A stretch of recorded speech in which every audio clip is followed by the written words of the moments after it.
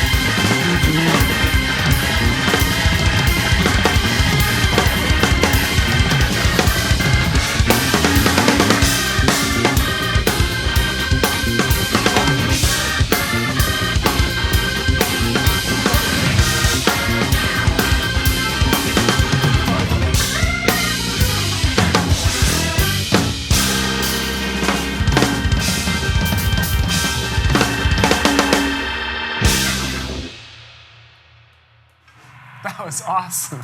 Thank you very much. Ladies and gentlemen, Jost Nickel. Hi, everybody. Thanks for coming out to Drumeo.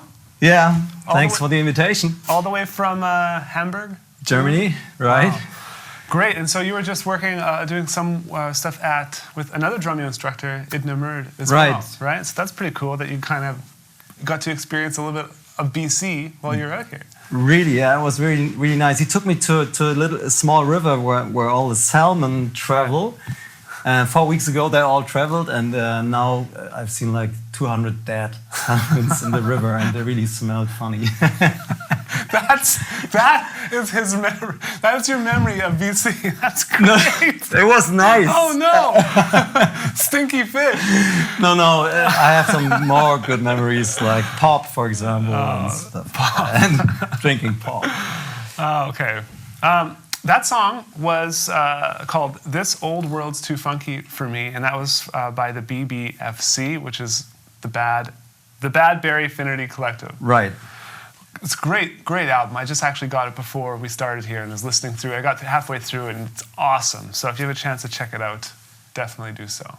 It's on iTunes. Yes, yeah, it's on iTunes. It's also available on your website. Right, that's true.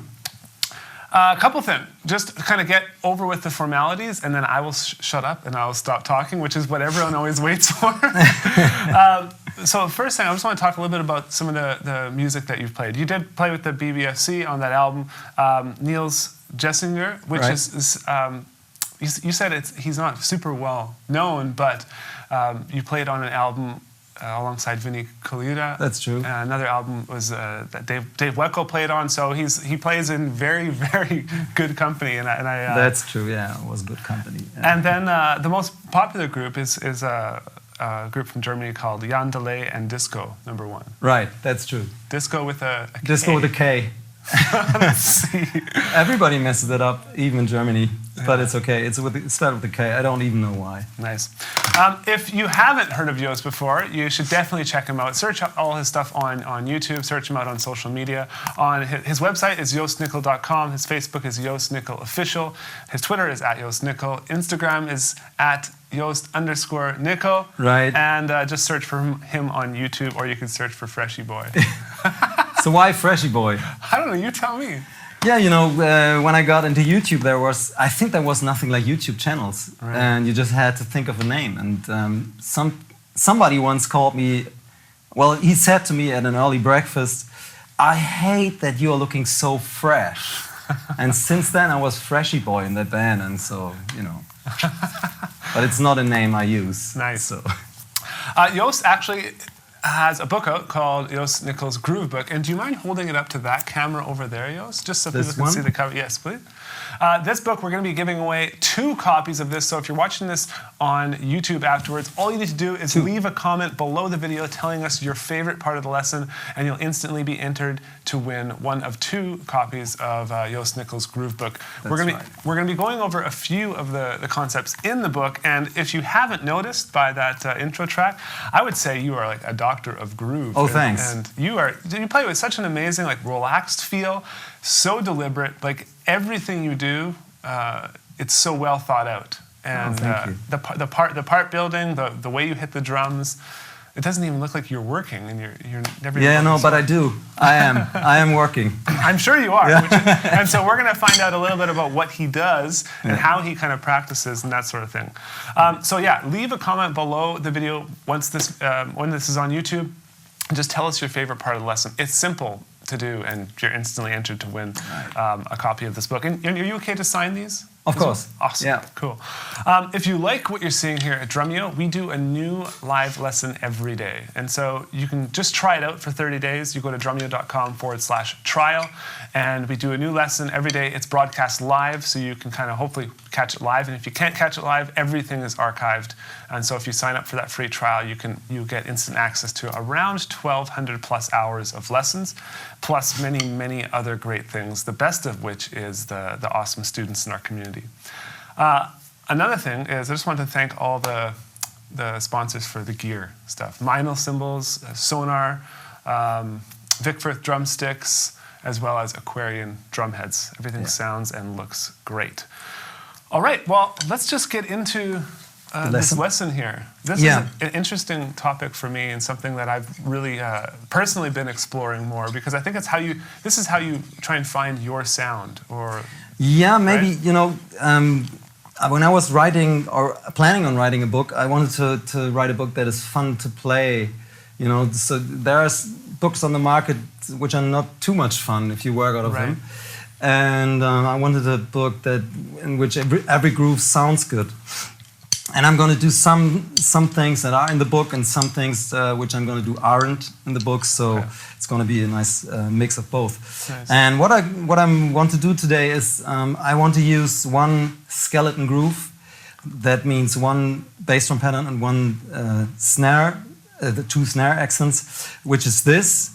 1, 2, 3, 4.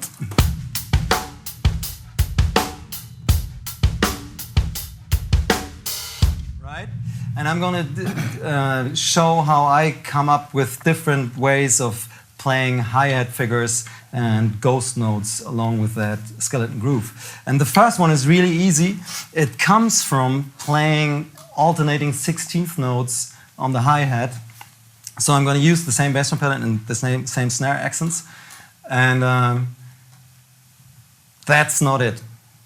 The first one is not on the sheet. Because it's so simple. Okay. Okay. So I'm going to play alternating 16th notes on the hi-hat as a start. Okay.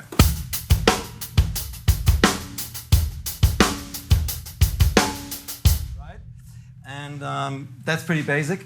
And the next step is pretty basic too. What you do is instead of playing the left hand on the hi-hat, you play the left hand on the snare, and as ghost notes. Okay. It's really basic, but it doesn't really sound too bad. 1, 2, 3.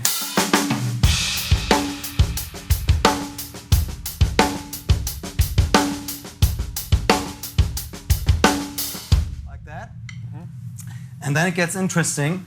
What I do is, instead of just playing ghost notes with my left hand, or I should have said, instead of just playing the snare, I alternate between snare and hi-hat with my left hand. So my left hand is going to do this. Seems easy. The right hand keeps on doing what I just did. And then the whole groove sounds like this. 1, 2, 3.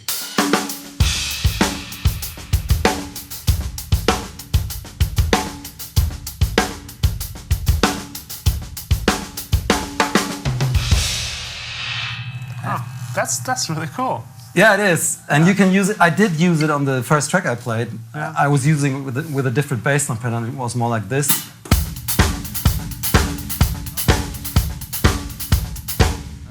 But you can use it, of course, with any bass drum pattern that you want to use. For reference, just because it's going a little bit fast, I just want to slow it down. Can you start with just the first groove that you played, the basic groove, Boom. and then play for like 4 bars or 8 bars, then play the next variation, and then the final variation, so we can really hear it's the exact same sticking, right? Just orchestrated slightly differently. I'm going to do 4 bars each. Okay, 4 bars. Do 32 bars each. Yeah, and then the lesson is over. Okay, bye. Okay, I'm going to start with alternating 16th notes on the hi-hat, and then in the next 4 bars I'm going to play this. It's going to be the same exact thing, except the left hand is playing snare only, and then the last version is going to be that the left hand alternates between snare and hi-hat. And while I'm doing this, you might want to pay close attention that my left hand is playing hi-hat underneath my right hand, like this. That's because it's less work and the distance I have to go is not that great, right? Yeah. It depends a little bit on how your drums are set up. So if your hi-hat is really far away, it doesn't make sense to do it that way. But I think with most drummers, it makes sense to do it like this. So. And I'm not playing my ghost notes in the middle of the hat, which I usually do, because that even reduces the distance. Cool. So it's more here. Okay. Yeah. 1, 2, 3, 4.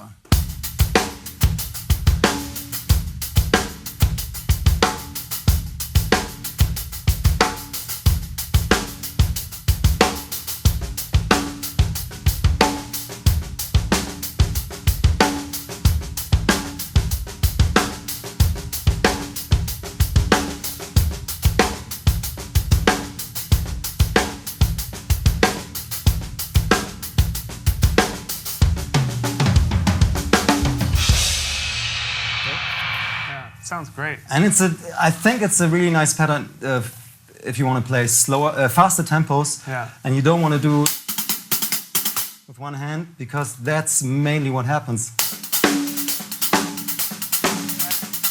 And it's really easy to play. Yeah. But you should check it out. So if you, check it out. It's not as easy as it looks in the beginning. When it takes like 2 years maybe to get. No, I guess 10 minutes. 10 minutes. Yeah. Okay, that was that. That was great. Yes. And of course, you can use it with any bass drum pattern. And the next thing I wanted to do is I wanted to play, which is example number 1 on the sheet. Okay. I wanted to play a groove where I break up the 16th notes between hi-hat and snare. And I'm just going to play it before I'm going to explain how I came up with it. 1, 2, 3.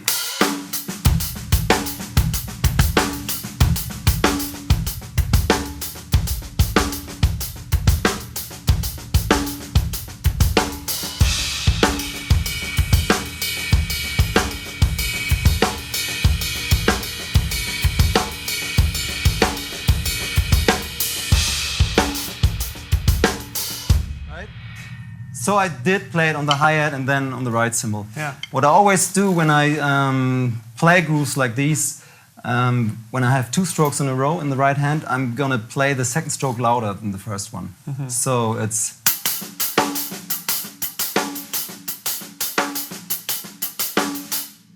Nice. Right? That gives it a nice way of playing it dynamically. And when I do it when I play it on the right cymbal, I will...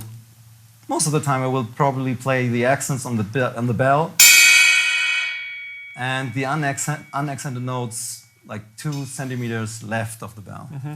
And then...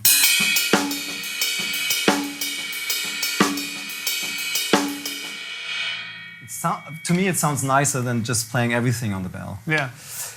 And it's the exact same bass drum pattern as you were playing before. Yeah. So exact same feeling.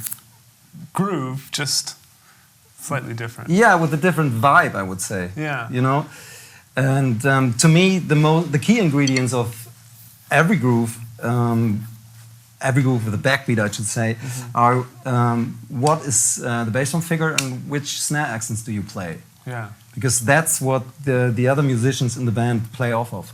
Yeah. Right. And then I think the other musicians are more interested in, is the vibe of the groove, the rest what you do, is it more 16th notes or more 8th notes? Yeah. But they will never pay really close attention to what exactly you play. And that's not even important. But so if you were to use a groove like this in a band and the bass player, for example, plays the same rhythm like you do in the bass drum, you can have nice little changes by just changing the way hi-hat and ghost notes fall. Definitely, it sounds great. Now, when I look at from where the first groove is very much just alternating hands. Yeah. And this one is a completely different sticking pattern with the hands. So I guess you'd first want to learn this sticking pattern, and then learn the orchestration, or how would you go about it? You mean the orchestration, the accents? Yeah, like as far as like it makes sense to first learn it and maybe even play it without the bass drum and just get the hands going. Cool. And I wanted to explain how I come up with these grooves, because I have a set of 3 simple rules so that you are able to make your own grooves, because I think that's most important, that you get something that makes you be in charge of what you play. Yeah. And the first rule being is I'm always playing hi-hat on 1, and I'm playing hi-hat on the 16th notes before and after each snare accent. Okay. Oh yeah. So only that would be like this.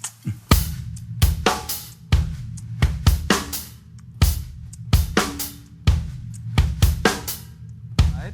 Yeah. And that's the first rule. Rule number 2 is the right hand either plays 2 strokes in a row or 1. And rule number 3 is the left hand only plays single strokes. Huh. And then you come up with grooves like these. You know, it could have been a different groove as well, Yeah. following these rules. But if you want to get into it, it's when you try to learn something with the system, it takes a little time to get to know the system. But then if you use it, it's really good for getting creative. And this is just the starting point, because of course you could say, well, I want my left hand to play double strokes too. Yeah. But I strongly believe in and being creative through limitation. Right. And so I would suggest, if you're interested in this, just use the system, and once you have explored it and maybe get bored with just playing single strokes on the left hand, then you can change it. Yeah. But I would just stick to it.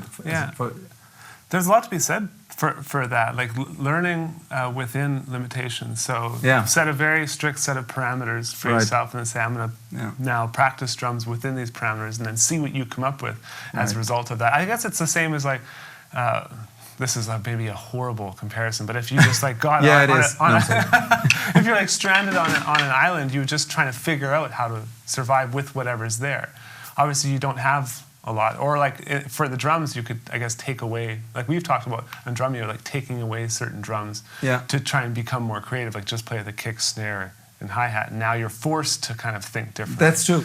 That's what I sometimes do when I play a solo. I don't actually take the things away, but I really make a decision that I'm not going to use all of the instruments, and maybe I'm not going to use crash cymbals. Also, because then you get a different sound, and you're forced to think and play differently. So that's really a very good thing to do. How did you come up with this? Like, how did you come up with those set of 3 rules? I was writing the book, and I just analyzed my own playing. Yeah. So and then I thought, well, okay, this is what I do, and that's how I came up with it. Huh.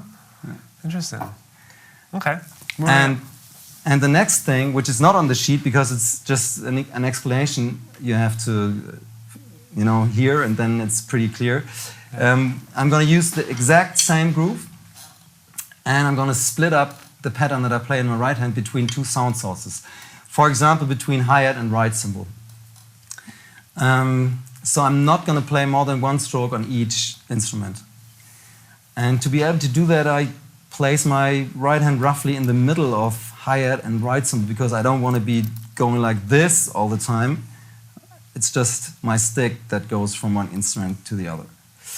So the groove, as a split groove, I call them split grooves, sounds like this then. I'm going to play 4 bars of the original groove played on the hi-hat, and then I'm going to split the thing up. Okay.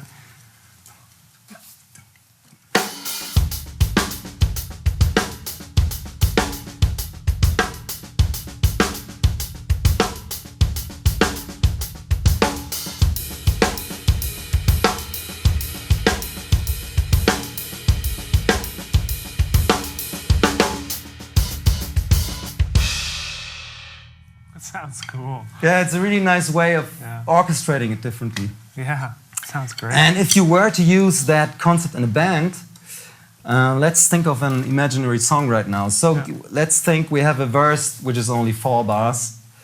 Then we have a bridge which is 4 bars, and then we have the chorus which is 4 bars as well. And I like the idea of introducing a sound before you play it full on. So it could be a nice way to give the bridge a little lift, to play a split groove. Then you have a little right cymbal, but not the whole groove on the right cymbal. And then for the chorus, you could play the whole groove on the right cymbal. So again, the verse is going to be all hi-hat, 4 bars, then 4 bars bridge, split groove, and then 4 bars chorus, where I'm going to play the whole thing on the right cymbal. Cool. 1, 2, 3.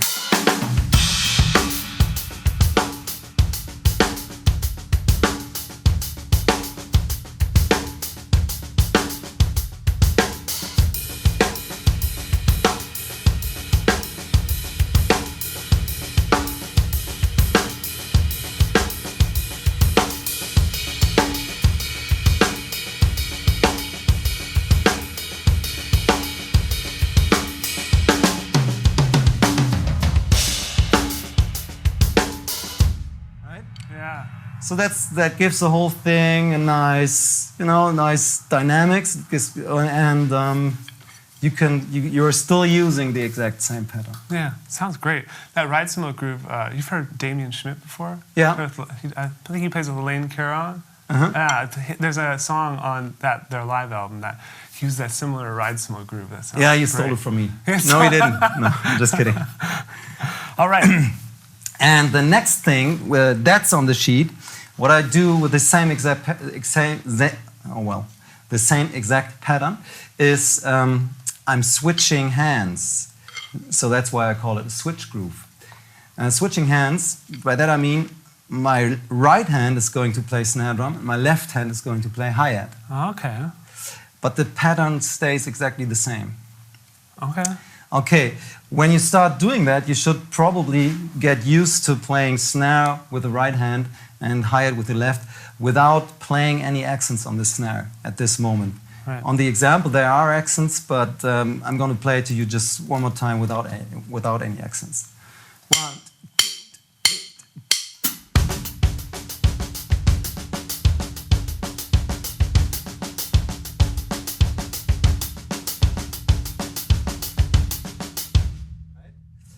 And I always feel like the concept of having 2 accents in a groove is really appreciated in the whole world of music, right? So most of the time, in a bar of 4/4 time, we have 1 accent in the first half of the bar, which most of the time is 2, and 1 accent in the second half of the bar, which is 4. So, but now we're playing hi-hat on 2 and 4. So we can't play, or we don't want to play, an accent on 2 and 4. So you have to, so this is all again about being creative. You have to find accents or strokes in your right hand that make sense when they're being accented. Yeah. And I've found these 2 accents. On the E of 2 and the and of 4? Right. Yeah. And then the thing sounds differently. It sounds like boof, boom, ba, boom, boom, boom, ba, boom, boom, ga, boom, boom, boom, ga. Right? Cool. Okay, like this. 1, 2, 3, 4.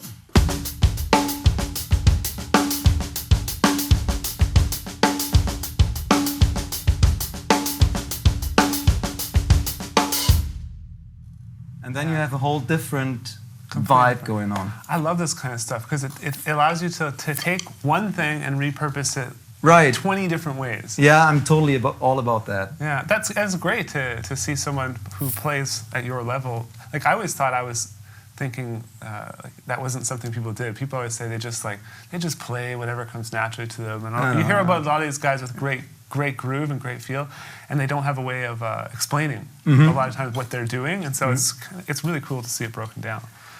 And what I really like doing as well with these switch grooves is, what you should do is when you get into this, you should alternate between the normal version of the groove, being the right hand playing the hi-hat, and the switch groove. So that it's like 1 bar of hi-hat, right hand on the hi-hat, and in bar 2 I'm going to switch. Okay? 1, 2, 3, 4.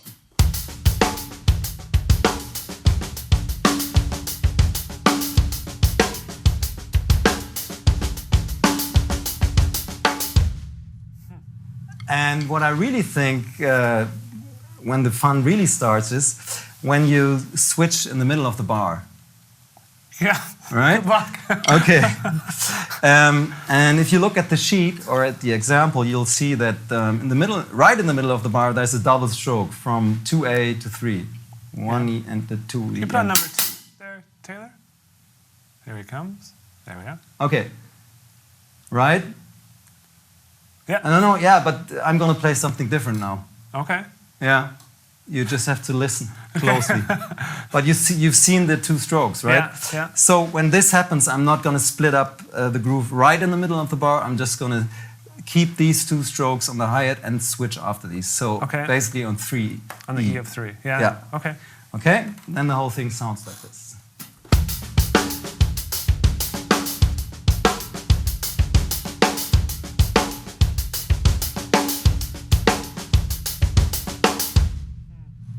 Right? Yeah, that's cool. Another thing. Yeah, I guess when I play this stuff out, because I like learning different orchestrations. I'll just try and play it everywhere. And so in the beginning, for me, when I'm doing it, it sounds completely random, like nonsense. But if you add the accents in, it sounds great. So. And I could maybe play a little imaginary song again. Yeah. So I'm going to start with the verse, 4 bars, hi-hat. Then there's a bridge, and in this song, the bridge needs a little, you know, something.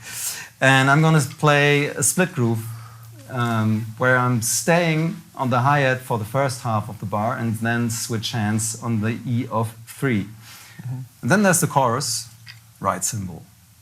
Okay. All right? Yeah. And then we have like a re-intro where maybe the band plays like long chords or anything, you know, you can't really talk about that too much. But I'm gonna play a full-on switch groove in the last 4 bars. Yeah. So just so you hear how different these orchestrations sound, make the groove sound. Cool. So 4 bars of hi-hat, 4 bars of bridge, which is switch groove, first half on the hi-hat, second half switch, and then 4 bars of chorus, right cymbal, and then 4 bars of re-intro where I'm gonna play the full groove as a switch groove. Okay. 1, 2, 3.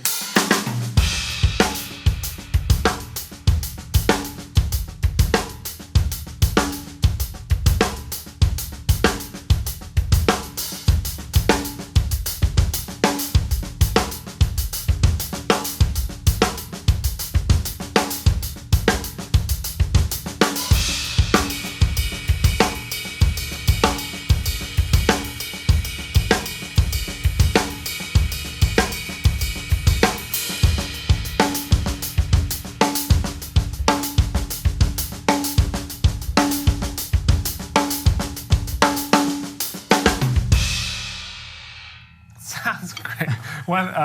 Dave Warfel in the chat says, so not only open-handed, but we're going to also switch in the middle of the bar. And then Fred says, while playing keyboards with the foot and singing. So I think a lot of people are finding this really challenging, and or at least it looks challenging. Not saying it isn't, but I think it all lies in really getting comfortable with that original pattern. Is that right? Yeah, definitely. Yeah. Definitely. I'm trying to give you a few things, a few ideas, and of course, you can't make it happen within a week or so. No? Right. It takes a little time. But once you get into the whole concept, it might really give you many ideas of how making the beats you play sound differently. Yeah. More interesting, and you know. Yeah, that's cool. Okay, so the next one. The next one would be a linear groove. And I'm sure you all know what linear means, but I wanted to explain it anyway. Linear just means you don't play more than one instrument at a time, right? And the linear groove, based on the same skeleton groove that I came up with, sounds like this. Let me think of it before. Right. 1, 2, 3.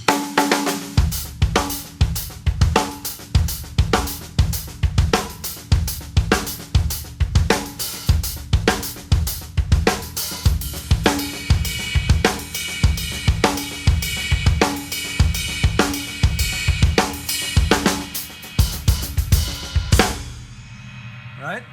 Yeah. And I have like how, you know, the question is how to come up with these patterns, and why would I play hi-hat on the E of 1 and why not snare and so on. Mm-hmm. So there's again a set of 3 simple rules which I use, and they are quite similar. So they're really very similar. Again, I will always play hi-hat before and after the snare accents. Of course, not if there's already something else playing, because right, that's the bass drum. Right. So it's a linear groove, so there's not going to be a hi-hat. But right after that, there's a hi-hat. Yeah. And the same goes for the accent on 4. So 1, 2, 3, 4. Right? Yeah. And the rest of the placement of notes comes from the same 2 rules. The right hand is either playing single or double strokes, and the left hand is only playing single strokes. Mm-hmm. And that's quite limited again. Yeah. And that's what's so good about it. Can you just play that groove really slow? Yeah. For all of us? Thank you.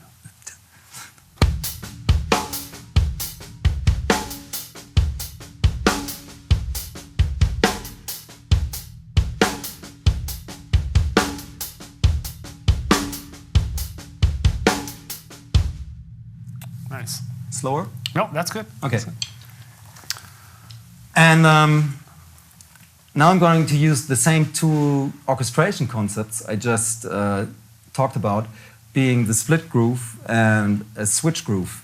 Okay. So I'm going to split up the pattern that I play in my right hand between right cymbal and hi-hat. Okay. I'm going to start out by playing 4 bars of the original linear groove, and then I'm going to split the pattern up. Nice and slow. Yeah? If possible. Yeah. I'm going to play it fast first. Okay, good. Okay. I understand that. Yeah, because if you play it slow first, people might be, no, that's not interesting. Right. So I make it sound really good first, and then really bad. No, it sounds good slow. 1, 2, 3.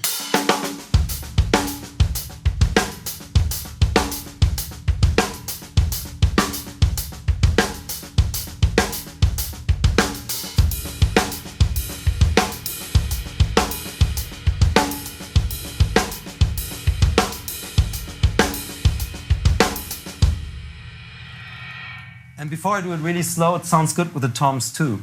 You know, splitting up the pattern between all of my toms being one sound source and the hi-hat.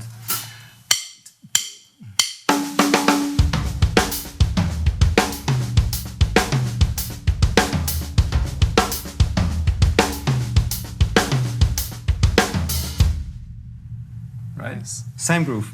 Yeah. It's all the same. Sounds so cool. Yeah, I like doing things like these Yeah. that are really easy, and I think most really good concepts are quite easy to explain. Yeah. But then you have to, want to check them out yourself. Yeah.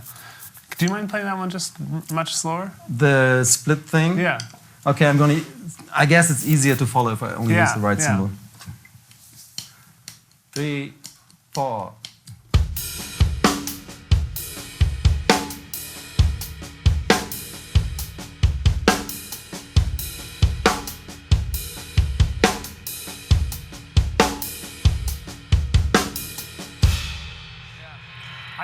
I'm watching we have a live chat while we're going. Yeah. And I'm watching the students and they all love the way it sounds, but it's really fast. Okay, and, so I'm sorry. And it sounds so great, but it sounds complicated when it's that fast. And what I think once you learn the pattern and once you kind of internalize that, even if it's just on your legs or anywhere, applying it and putting it on the drum set will be much easier than you think. Although it does sound challenging, it is just a basic pattern. Now I couldn't sit down and play it instantly. You want to try it? No. No. I think it sounds more complicated than it is. Yeah. Because it's more a habit of, you have to get used to splitting up something you play between 2 sound sources, but you already know how to play it. Yeah. Cool. Of course, you have to learn the linear groove, which is on the sheet, which is number 3 first, before you get into that, of course. Yeah. All right, so we're going to go on to the left foot, and then we got to move on after that. Okay. The thing is, I find it interesting to use my left foot in grooves, and especially with linear grooves, that's a really nice thing to do. And so the question I always get is, where do I put my left foot? How do I know what to play with it? And I came up with a really easy way of doing that. So what I'm going to do is replace all the single strokes that I play with my bass drum with my left foot. Okay. It's going to be the same. The feet, so the left foot is taking over from the right foot, but only the single strokes, because I find that double strokes being played with the left foot on the hi-hat never really sound good. This is part of the system as well. Yeah. That's cool. That's just orchestrating the groove differently. Okay. Okay, I'm just going to play it at a medium tempo.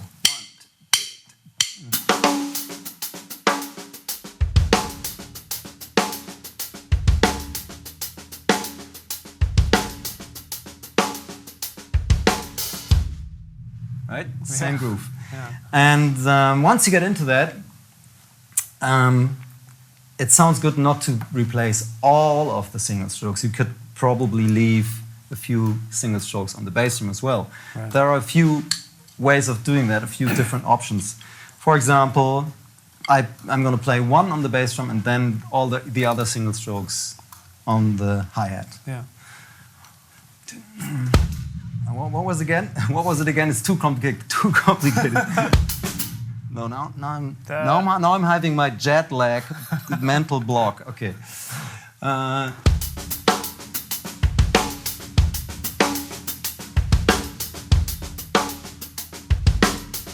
Like that. Nice. Okay. You have a one mistake allotment at Drumeo. Okay, So okay. you're allowed to have good. one, but if you have another one, we're going to have to give you the hook. Okay, the thing is, and what I really liked about taking lessons at Drummers Collective was that some of the teachers tried to play something, tried to, they explained it and then they tried to play it and then they couldn't really. Yeah. And they never tried to cover it up. They were like, shit, I have to do it again. Yeah. And I totally understand that because when you just use something, it's sometimes harder to play a very strict explanation of that. Really slow outside of the context that you're normally playing it. Yeah. Yeah, we make mistakes all the time. Yeah, so. we just do. That's okay. Yeah. That's great, man. That's such a cool system. We have a lot of our older packs were called systems, like jazz system, Latin system. So we try and create systems. I use that in business. I use that in my practice and everywhere. And so I think this is great, and I'd love to dig more into this. Now, this system is more of it in the book. Yeah. And it comes with a CD as well, right? Yeah, it's like a CD. I don't even own a CD player anymore. But anyway, there's a CD on which there are more than 200 of the grooves I played. Cool. So. Awesome, man. Okay, that's all the time we have for this. Okay. So you're going to have to come back and do another lesson sometime. Okay, because we didn't really get... No, well, anyway, it's good. Is that all right? Yeah, totally. Yeah, okay. I'll come back. That was awesome, by the way. So thank you for sharing. Thanks. Appreciate it. We're going to get to the Q&A portion. So if any of you are here watching us live, please just submit your questions. We'll get to as many of them as possible. Before we get into that, we're going to hear one of Jost's famous drum solos. Okay. His guy is a monster with the solos, and I'll try and pay attention to the questions coming in, but I'm likely going to be watching. Okay. I pretend you're not there. Okay, can I start? Yeah, whenever you're ready. Okay, let me fix this. Okay.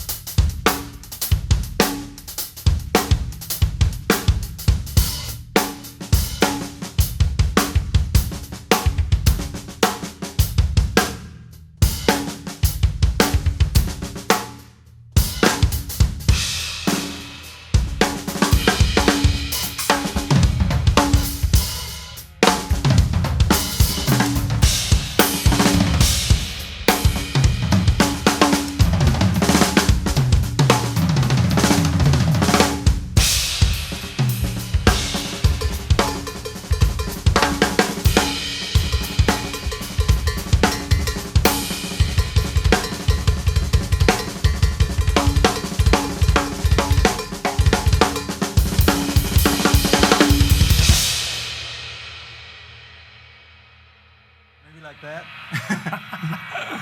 Sounds great, man. So is it the shoes that give you the good groove? Yeah, actually, you know, when I thought, well, there's going to be a foot camera, I should bring nice shoes. They look awesome in the foot camera. I was watching over there. Okay, we have a lot of questions, so let's get through, we'll get through as many as possible. Hi, Jost. Sandro from Switzerland. How can you play so relaxed? Also in a situation like a big stadium, like every time I play in venues of 400 to 800 people, I tend to hit harder than I should. Any mental advice?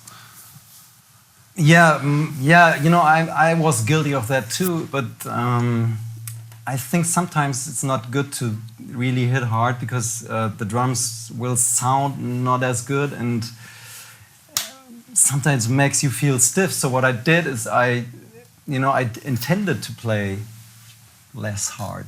Yeah. I really intended to do that, but it took me some time to do that. Yeah. So I don't want to overpace, you know. Yeah.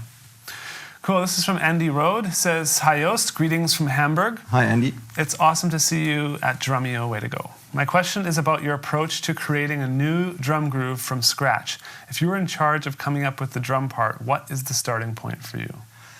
Well, the starting point. There's two starting points. One being the tempo, and two being the feel. That are the most important ingredients for me. Yeah.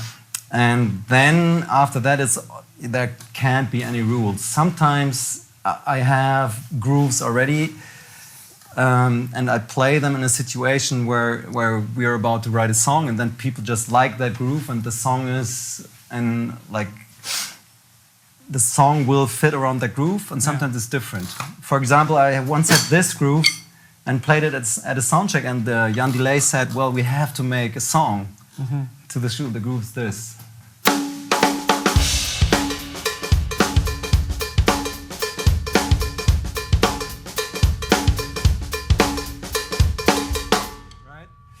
So I played it at the soundcheck and he liked it so much, so we decided to find a song which fits that groove. Nice. Yeah. Cool.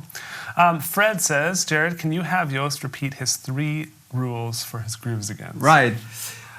You could either try to win the book, they are all in there, or buy the book, or just listen again.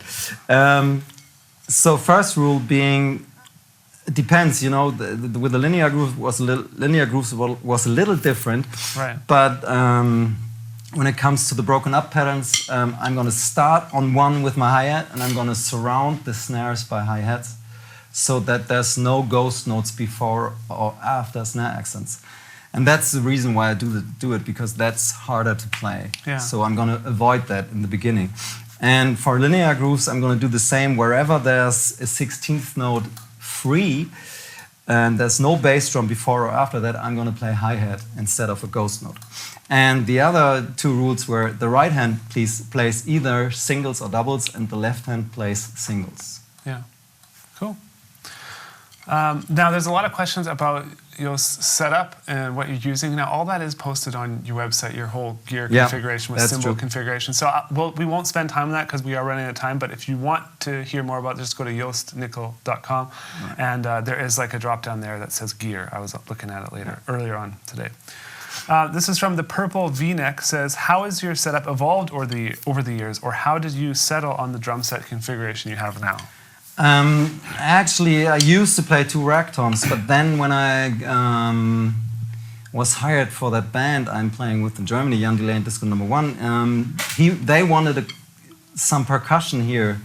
Well, they wanted some percussion instruments, and for me, the best place to put them were here, where my cowbell is now. And when I was asked to do clinics, I thought I'd go back to having 2 rack toms, but that just didn't feel right, so I kept 1 rack tom. And I just like having 2 floor toms because it gives me, you know, I have somewhere to go if I want to play fills that I elaborate.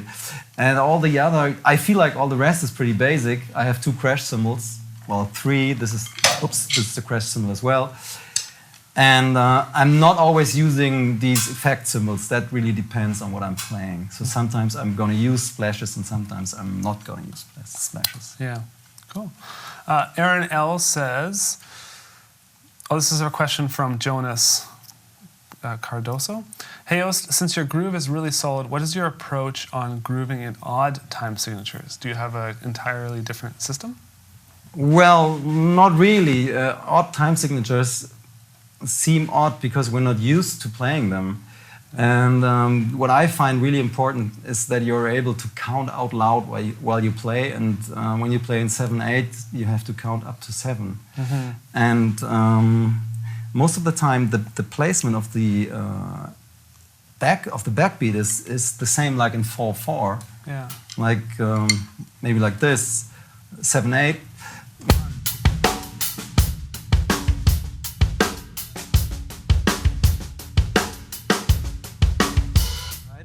So it really is a 4/4 groove, which is 1/8 note shorter. Yeah.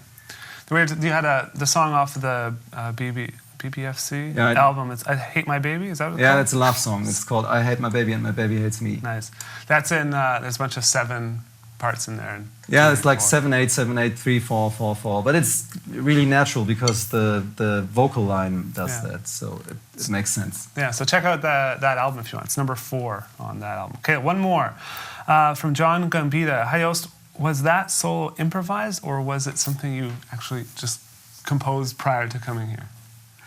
It's not really composed, but I was sure that I would play something in that tempo to start with, and then of course what I play in a certain tempo is what I'm able to play in that tempo, right? Yeah. So I have a few restrictions. I can't just play anything, so it'll always sound similar if I play in that tempo. Yeah. You know, it depends on the tempo. If I would have chosen a different tempo, you know, you use different material that you play, that you use. Cool. Well, thank you so much for coming out, man. Thanks. It's been awesome. We definitely have to do it again because I think we could dive way deeper into this system and show a few more examples with different grooves and everything. So you're also going to be filming a course just for Drumeo Edge students. So if you are signed up to Drumeo Edge, you'll get that course in the coming months. If you're not, you can go ahead and grab a free trial at drumeo.com/trial. We do a new lesson like this every day, and we have lots of other pre-film lessons in our core curriculum, which we call the Drumeo courses. Again, with Jost Nickel's Groove Book, all you need to do is leave a comment below this YouTube video and tell us your favorite part of the lesson, and we'll choose 2 people, and we'll ship you a free copy of this book, which is going to be signed by Jost. Again, I'd like to thank Sonar, Meinl, Vic Firth, and Aquarian Drumheads. The gear sounds great. And this last song you'll be playing is called, I don't want to... It's called Toses. Toses. Yeah. By I don't even know what that means. No. By Nils Gessinger. Yeah, I know who that is. Yeah. All right, here we go. So, yeah.